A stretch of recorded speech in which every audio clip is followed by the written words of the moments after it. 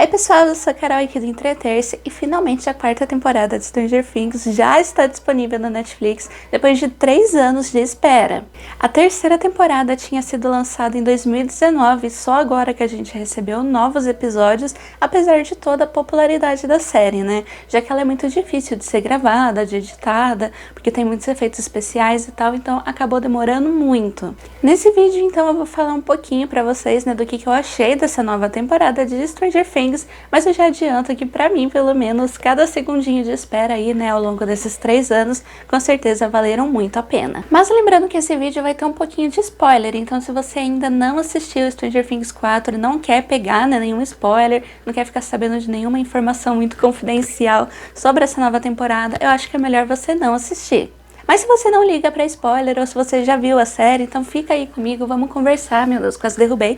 Vamos conversar um pouquinho então sobre Stranger Things 4. Nessa temporada a gente vê os nossos personagens principais separados, né? Tem o pessoal que ainda tá morando em Hawkins, mas também tem um pessoal que foi morar na Califórnia, como a gente viu, né, lá no finalzinho da terceira temporada, que a Joyce resolveu levar a família dela e a Eleven pra morar na Califórnia, porque ela simplesmente já deu de vida de Hawkins pra ela depois de tudo o que aconteceu nas últimas 3 temporadas. Além disso, a gente tem também o Hopper, que como a gente já viu pelos teasers, ele está vivo e ele está na Rússia. Então a gente tem, né, 3 locais diferentes onde a história está acontecendo. Pra mim, essa coisa de dividir os personagens em grupos acabou funcionando muito bem, porque eu senti que essa temporada ficou bem mais dinâmica, porque a gente não tem uma única história. A gente tem várias pequenas histórias se desenvolvendo em tempo real, e eu achei que funcionou muito bem nesse formato. Mas obviamente, né, que dependendo do seu gosto, tipo de gênero de filme que você gosta, quais são os seus personagens preferidos,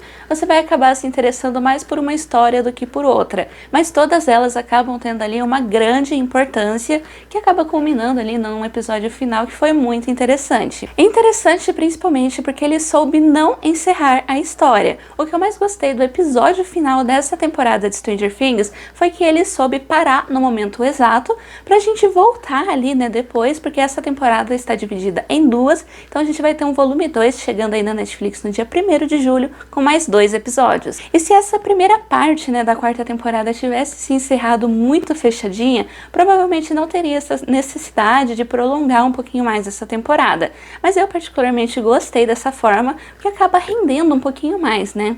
Até porque a gente sabe que Stranger Things é uma série que demora muito pra lançar uma temporada, entre outras. Gente, 3 anos pra lançar a quarta temporada, meu Deus. Então, pelo menos dessa forma, a gente imagina, né, que a gente vai ter um intervalinho ali um pouquinho menor entre uma temporada e outra. E eu acho que essa segunda parte vai ser muito boa. Mas agora que eu já dei uma pincelada e a minha opinião geral sobre esse primeiro volume da quarta temporada, vamos voltar um pouquinho e falar então, né, em mais detalhes. Nesse comecinho da quarta temporada, principalmente em relação, né, a Eleven, ao que está acontecendo com ela, a gente percebe que a Netflix, os criadores ali de Stranger Things, eles buscaram algumas inspirações, né, em filmes adolescentes sobre amadurecimento. Então a gente vê a Eleven indo para a escola pela primeira vez, a gente vê a Eleven sofrendo bullying, a gente vê a Eleven lidando com bullying, e a gente vê a Eleven também, né, lidando com a sua primeira decepção amorosa, já que o relacionamento dela com o Mike deu uma esfriada. Mas não é só a Eleven, né? Apesar dela ser a protagonista e do foco estar nela, essa questão aí dos filmes adolescentes, desse momento de amadurecimento dos personagens, também acaba muito presente no Will, que também tá morando, né, na Califórnia. Agora ele é meio que o irmão postiço da Eleven, já que a Joyce tá cuidando da menina como se fosse a própria filha. E agora Stranger Things começa então a finalmente mergulhar na personalidade e na sexualidade do Will, que é um personagem que desde a primeira temporada os fãs, né, já começavam a sentir ali que ele provavelmente acabaria em algum momento se revelando como gay. Em nenhum momento a série falou, né, abertamente sobre isso, eles não usaram todas as letras, todas as palavras, mas eles estão, né, deixando vários sinais, várias mensagens, dando vários toques ali para os espectadores irem, né, juntando o quebra-cabeça. E parte desse quebra-cabeça sugere que o Will está com um crush enorme no Mike, que até então era seu melhor amigo. Só que aí a gente tem nessa problemática, porque o Mike é namorado da Eleven, e a Eleven agora é meio que irmã postiça do Will. Então a gente tem um triângulo amoroso ali envolvendo 2 melhores amigos, a irmã. Então assim, tá uma confusão muito louca. E apesar do relacionamento do Mike com a Eleven não estar, né, na sua melhor fase, a gente percebe nessa temporada que o Mike ainda tá, assim, muito apaixonado pela Eleven, então provavelmente, né, nas próximas temporadas, antes do fim de Stranger Things, a gente vai ver os dois se resolvendo, mas a gente se pergunta, então, como que vai ficar o Will nessa história? Infelizmente, a resposta para essa pergunta provavelmente vai ficar para a segunda parte, ou mais provavelmente ainda para a quinta e última temporada, porque nessa fase de Stranger Things a gente está vivendo um momento muito tenso. Essa foi a temporada que mais pesou a mão no terror, então tem muita coisa acontecendo, o mundo invertido tá uma loucura e acabou não sobrando muito tempo para desenvolver relações amorosas ali sobre os personagens. Mas mesmo assim, elas aparecem, elas estão ali, e não só, né, na questão do triângulo amoroso, envolvendo o Mike, a Eleven e o Will. A gente tem também de novo o triângulo amoroso do Steve, Nancy e Jonathan, porque o Steve e a Nancy estão juntos ali, então tá meio que reacendendo a chama. O relacionamento da Nancy com o Jonathan não estava indo muito bem, então esse triângulo amoroso aqui tá bem complicado. A gente tem a Robin, que tá apaixonada por uma menina da escola. A gente tem a Joyce descobrindo que o Hopper tá vivo, então volta essa esperança que ela tinha, né, de ter um relacionamento com ele. Então assim, tem muita coisa que tá acontecendo, mas assim, em camadas mais profundas, porque no superficial assim da série, o mundo tá uma loucura, o mundo tá completamente invertido. E novamente a gente volta então para Hawkins para falar sobre o mundo invertido, porque obviamente, gente, essa cidade é amaldiçoada. Meu Deus do céu, o que acontece em Hawkins? Vamos falar um pouquinho então sobre como que estão os personagens que ainda moram em Hawkins. O Mike, ele ainda mora em Hawkins, mas nessa temporada ele tá viajando, né? Ele foi pra Califórnia para ver a Eleven, e a gente já falou sobre o que tá rolando lá na Califórnia. Então, nesse momento, em Hawkins, a gente tem vários personagens, né, que a gente já conhece, só que eles estão passando por um momento meio conflituoso. Dois personagens muito importantes da trama, né, que é a Max e o Lucas, eles estão um pouquinho separados do restante do bando. Isso porque, como a gente viu, né, no final da terceira temporada, o Billy, que é o irmão mais velho da Max, morreu, e a menina ainda tá sentindo, assim, muito luto, muito peso pela morte do irmão dela, apesar deles não terem sido tão próximos assim. Então a gente vê a Max passando por um momento muito difícil, no qual ela preferiu se isolar. Então ela terminou seu relacionamento com o Lucas, e ela também não tá andando mais, né, com o restante dos meninos. Sem o apoio da Max, o Lucas acaba se sentindo um pouco perdido também, e por isso ele acaba se afastando um pouco do Mike e do Dustin. Enquanto o Mike e o Dustin ainda estão muito ligados, né, nessa tendência nerd deles, participando de clubes de RPG na escola, o Lucas, ele não quer mais saber dessas coisas, ele quer virar um cara popular, então ele começa, né, a jogar com o time da escola e andar com os meninos mais populares. Só que isso acaba gerando um grande conflito pro personagem, né, porque ao mesmo momento em que ele quer jogar, que ele quer se sentir parte da equipe de basquete da escola e todas essas coisas relacionadas a nova objetivo da vida dele, quer ser popular, ao mesmo tempo ele também, né, sente falta dos amigos dele, sente falta da namorada dele, então o Lucas também tá passando por um momento muito complicado. Com a sua amizade com o Lucas abalada, o Dustin começa a se aproximar do Ed, que é o líder, né, o mestre do clube de RPG da escola, e ele também continua ali tendo então a sua amizade com o Steve, que é uma das parcerias mais empolgantes da série. Além do Dustin, o Steve também continua, né, com a sua amizade com a Robin, e a gente vê uma Nancy isolada, porque agora ela tá mais distante do Jonathan, né, já que eles não estão morando na mesma cidade, e ela acaba meio que se afogando em trabalho ali para tentar suprir essa ausência, essa falta que ela tá sentindo dele. Mas eventualmente todos esses personagens em Hawkins vão, né, acabar se juntando, formando um super grupo para lutar contra os males do mundo invertido mais uma vez. Essa nova formação do grupo acaba servindo algumas dinâmicas muito boas, porque o Ed, ele é um personagem que você inicialmente vai achar meio estranho, mas depois você percebe que ele tem um coração muito bom, que ele tem uma personalidade muito boa e que ele acaba agregando muito ali, né, principalmente no sentido cômico ali para a equipe. E a gente vê também, né, uma nova amizade se formando entre a Nancy e a Robin, que eu particularmente adorei ver. Como a gente sabe, na primeira temporada, a Nancy passou por um momento muito difícil, né? Porque a melhor amiga dela morreu, ela terminou com o Steve, depois ela começou a namorar com o Jonathan e as coisas começaram, né, a melhorar um pouquinho ali pra ela, mas agora com o Jonathan fora de novo, a gente vê uma Nancy muito abalada, muito abatida, ela não tá no seu melhor, mas essa amizade com a Robin acaba dando uma levantada no espírito da Nancy, que eu achei que foi muito bem-vinda pra série e que a personagem tava precisando também, né, de uma companhia feminina. de uma amizade ali para ela não ficar girando só em torno do namorado dela. E apesar dessas questões, né, do mundo invertido que estão acontecendo ali em Hawkins serem muito mais conectadas, né, com a Max, a gente percebe que a Nancy acaba ganhando muito mais protagonismo nessa quarta temporada e que a segunda parte vai explorar isso ainda mais, né, principalmente por conta do que aconteceu naquela cena final que, meu Deus do céu, gente, eu tô com muito dó na Nancy. Mas eu achei que essa nova dinâmica funcionou muito bem, principalmente entre o quarteto adolescente. As cenas deles no mundo invertido foram muito boas, aquelas batalhas deles contra aqueles morcegos estranhos, eles brigando e tentando derrubar os bichos. Nossa, eu achei essa cena maravilhosa, foi uma das minhas cenas preferidas dessa temporada e realmente eu gostei muito dessa dinâmica. Eu espero que esse grupo continue firme e forte. Então todo esse núcleo envolvendo o mundo invertido em Hawkins, ele acaba sendo muito mais pesado do que o que está acontecendo lá na Califórnia.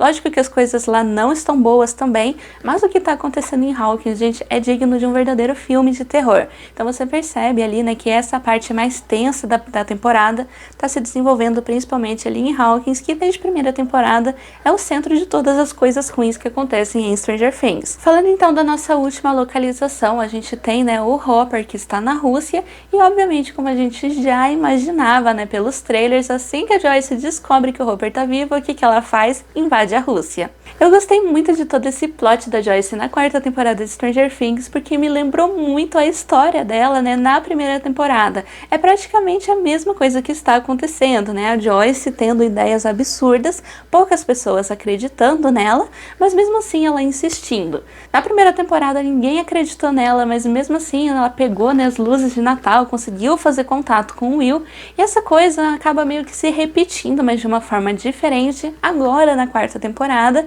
em que ela realmente acaba invadindo a Rússia para pegar o Hopper de volta. As cenas em que ela começa a falar sobre o Hopper, que ela tá teorizando, assim, tentando montar o plano na cabeça dela, e gente, eu achei essa cena maravilhosa, porque me lembrou muito a primeira temporada de Stranger Things. E essa parte, né, envolvendo os adultos na quarta temporada de Stranger Things, também acaba sendo muito interessante, porque ela tem ali, né, uma pegada de ação, de aventura. Ação principalmente na parte do Hopper lá na Rússia, porque ele tá em uma prisão. Então ele tem que lutar, ele tem que negociar a sua liberdade, ele tá meio ali, né, que lidando com traficantes, lidando com guardas. Então assim, tem uma questão muito forte de filme de ação e de um drama bem pesado rolando nessa parte, enquanto na parte da Joyce a gente vê assim uma verdadeira aventura. Que apesar dela ter, né, essa imagem toda certinha, de mãe perfeita, ela acaba se envolvendo então com coisas ilegais, ela invade um país, então a gente vê, né, uma Joyce super em ação, super aventureira, e a gente tem então, né, toda essa divisão de gênero também em todos os pequenos núcleos que estão acontecendo em Stranger Things. Enquanto os adultos estão aí, né, nesse filme de ação e aventura, a gente vê os adolescentes / jovens adultos vivendo um verdadeiro filme de terror, e as crianças, né, os que são agora adolescentes, eles não são mais crianças, meu Deus do céu. Enfim, eles já vivendo aí então nesse momento mais de amadurecimento, um filme mais de romance adolescente. Mas voltando então, né, para os adolescentes que estão lá na Califórnia, Will, Mike e Eleven, como eu disse, essa questão do romance acontece só no comecinho da primeira temporada, porque depois a gente acaba entrando num terror psicológico que é a mente da Eleven. Nessa quarta temporada a gente finalmente começa a ter respostas sobre o passado da Eleven, sobre como que era a vida dela no laboratório, o que acontecia, né, dentro do laboratório de Hawkins, e a gente acaba revisitando esse cenário para algumas das cenas mais pesadas e mais incríveis dessa série. E como a gente sabe, nessa temporada a Eleven está sem os seus poderes, então para ela recuperá-los, ela acaba, né, tendo que revisitar o seu passado em Hawkins, revisitar as suas memórias dolorosas. Tudo isso acaba ocupando uma parte muito importante do enredo, né, da quarta temporada de Stranger Things, que acaba sendo na verdade um grande terror psicológico, porque meu Deus, gente, a mente da Eleven é uma tour. Mas através desse enredo a gente consegue aprender um pouco mais sobre a Eleven, sobre as outras crianças, né, que também foram vítimas do experimento, e também sobre o Victor Creel, que é um personagem aí que tá marcando essa temporada. Eu não vou dar muitos spoilers aqui sobre isso, apesar de eu já ter dado muitos, né, mas assim, é uma questão que, nossa, gente, teve um plot twist relacionado a isso que eu fiquei... Stranger Things realmente vale a pena cada segundo de espera que eles fazem a gente ter. Eu achei todo esse enredo da Eleven, a forma como ele tem sido, né, desenvolvido desde a primeira temporada, muito bom.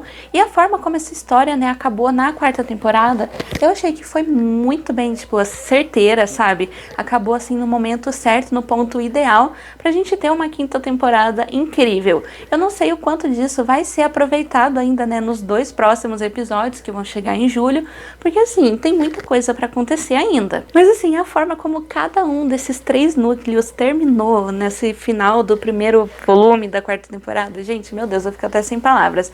Isso tudo criou uma expectativa imensa pros 2 episódios que ainda estão por vir. Eu tenho várias expectativas, né, várias coisas que eu gostaria que acontecesse, tenho várias teorias também, mas eu vou deixar isso para outro vídeo aqui do canal, então já vai se inscrevendo aqui no Entreter-se para ficar por dentro, né, dos nossos próximos conteúdos. Mas só pra gente encerrar então aqui esse vídeo, se eu tivesse que descrever esse volume 1 da 4ª temporada de Stranger Things em uma única frase, eu acho que diria que essa temporada foi a mais empolgante de Stranger Things, pelo menos até agora. Foi uma temporada assim que eu não conseguia desligar a televisão nos momentos em que eu tive que pausar entre um episódio e outro, eu ficava assim eufórica, porque realmente essa temporada tá muito bem desenvolvida e, como eu disse no comecinho desse vídeo, essa questão deles terem dividido os personagens em vários grupos e cada um desses grupos, né, ter ficado tipo com um gênero representativo ali, né, de terror ou de romance ou de ação e aventura.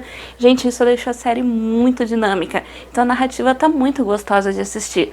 Foi a temporada mais longa de Stranger Things até agora, mas também acho que foi a que eu senti assim menos o tempo passar, sabe? Porque é tão empolgante, tudo acontece assim de uma forma tão bem escrita, tão fluida, que você não sente o tempo passar. Então sim, obviamente, gente, eu amei essa temporada, senão eu não tinha ficado 20 minutos falando sobre isso aqui, mas meu Deus do céu, eu estou muito animada para a próxima temporada e eu já quero gravar um vídeo para vocês falando das minhas expectativas. Mas enquanto esse vídeo novo não sai, deixa pra mim aí nos comentários a sua opinião, né, sobre essa primeira parte da 4ª temporada de Stranger Things. Qual que foi a sua cena preferida? O que você mais gostou? Qual desses plots, né, você gostou mais de acompanhar? Quais são as suas expectativas também para a 4ª temporada? Já vamos adiantar aí o conteúdo para o próximo vídeo. Vamos começar a debater sobre isso, porque, meu Deus, gente, eu quero conversar sobre Stranger Things. Comentem aí embaixo pra gente responder, conversar e dialogar mais sobre essa série maravilhosa da Netflix. Se você gostou desse vídeo, não se esquece também de deixar aquele like, de se inscrever aqui no canal do Entreter-se pra ficar por dentro, né, dos nossos próximos conteúdos. Mas esse vídeo já ficou muito longo, muito obrigada por terem assistido, mas eu vou encerrar por aqui agora, tá bom? Tchau, tchau, gente!